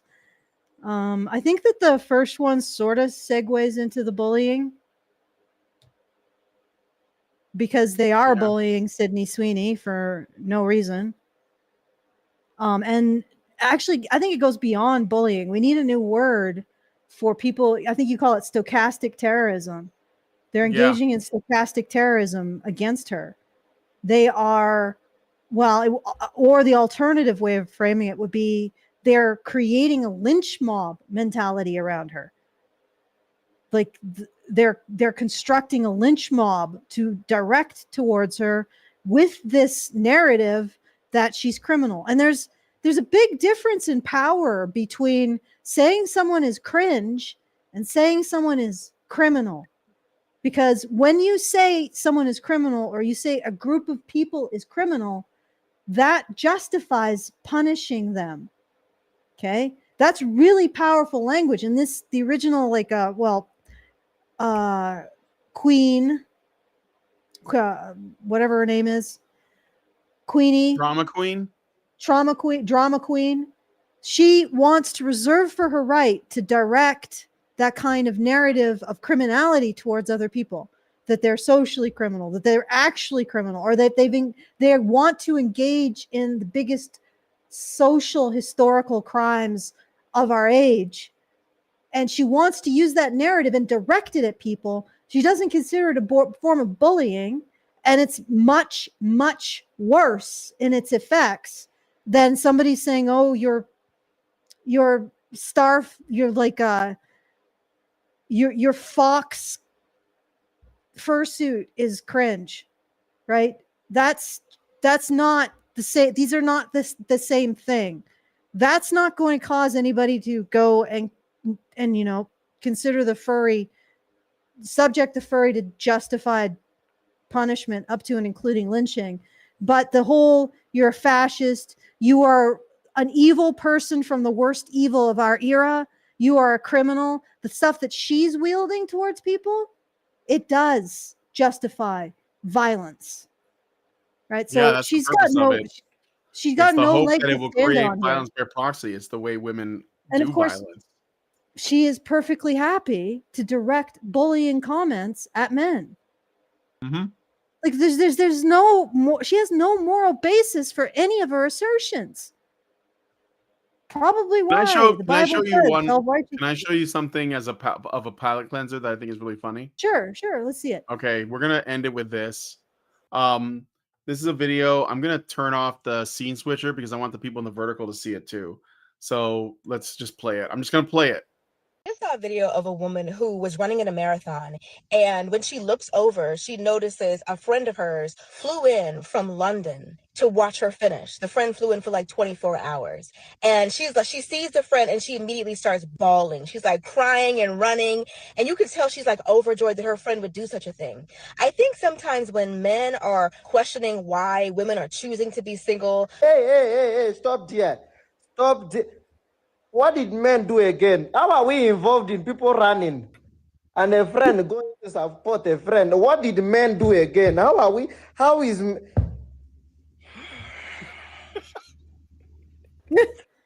did we get into this conversation of a friend from London to go and support the other one that is running like us? What did men do again? How did we get into this question? How did we get into this? How? Well, did nothing. Should we finish? It's almost over. Is this obsession or you had a bad father in your life? Because I don't understand. Your bad choices. Some of you women go and choose bad men. Some of you are being raised by bad fathers and you think every man is like that. Some of you choose very stupid men and you... But some of you are just feminists. People running. And now... To be quite honest, this is dignifying, I think, a lot of this crap. A lot of women who engage in this shit, they have perfectly fine fathers and have perfectly fine husbands. And they engage in it because they are petty bullies. This is just what it is. I know it is funny because it's like, how did this become about men? How did this become about scapegoating men? You get into this equation. I liked it, when how did this African get accent, it's like the cherry on top. How did you get shoehorned into this? How? Where? Like, why would you even bring up men in this? Where? What? But that's the point. Raised by bad fathers. She just wants to bully men. Just wants to freaking shit on men. Yeah. That's it. Like, she just wants to take a moment. Just a minute of hate. You remember 1984? Minute of hate. It's a good palate cleanser because he is really funny. But it's just the minute of hate. And it's like, let's trot out the scapegoat. And we're going to have our minute of hate for no apparent reason. Like, negative reason. Like, yep. You could just appreciate this nice moment between two women. No, has to circle back somehow to men. Mm-hmm. Because everything's got to circle back to how men they exist, and that's wrong. Okay. All right. Anyway, so let's we can wrap it up. Okay. All right. So if you would like to send us a message anytime after the show is over, you could do so at feedthebadger.com/justthetip. We will be having our fundraiser available at some point at feedthebadger.com/support. And if you're interested in joining us in a meetup, I think there's also a meetup in Ohio. Wait, where is Dayton? Right? Well, Dayton. Yeah. Dayton on the 16th of August as well. We should probably coordinate this stuff better. But if you're interested in that, does she have the information anywhere? It's called the Mixed Up Meetup, but it's in Dayton on the 16th of August. So there you go. But Hannah will mention it. We'll mention it on the news show and on Thursday as well. So all right. So anyway, 13th of September, Calgary, Alberta, Canada. We have a hotel room block, but it's going to be done on the 8th of this week. So Friday. So if you want to come and have a hotel room, please reserve it soon. And if you have more interest in the details, go to feedthebadger.com/events. All of this is in the low bar. And consider supporting us via whatever method you would like, which would be in the low bar, so we can continue to be astounded at how women can shoehorn condemnation of men into literally everything. Into running. Okay. All right. There you go. All right. I'm gonna poke the voles, and then you just wait 1 second while I poke the voles, just in case, because we may have a super chow or super chat. There is no super chats or super chows. I've read them all. All right. Nope. We got nothing. Oh, wait. 18 minutes ago. Another one from Richard. Let me just double check. Okay. Yeah. So we got all of those ones. All right. So handing back to you, Brian. All right. Well, if you guys like this video, please hit like, subscribe if you're not already subscribed. Hit the bell for notifications. Leave us a comment. Let us know what you guys think about what we discussed in the show today. And please, please, please share this video, because sharing is caring. Thank you guys so much for coming on today's episode of Maintaining Frame. And we will talk to you guys in the next one. Men's rights activists are machines, dude. Okay? They are literal machines. They are talking point machines. They are impossible to fucking deal with, especially if you have like a couple dudes who have good memory on top of that too. Holy shit, you're fucked.